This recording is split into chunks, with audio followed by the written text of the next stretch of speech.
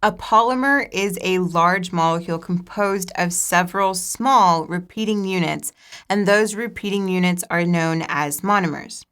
So with polymers, I want you to think of it like this, okay?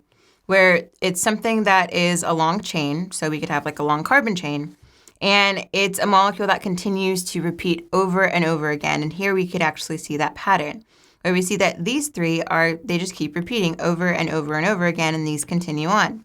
Now, those repeating units, these smaller repeating units, are known as monomers. So here, these monomers are going to be, this is actually exactly what we would see, where this is the repeating unit, right? So that's essentially what we're going to be doing with polymers. We're going to look at the different reactions, how to create these polymers from these smaller carbon chains. So for example, we could have something like this, where these monomers are going to be, let's say I were to add up all of these together, okay? So I have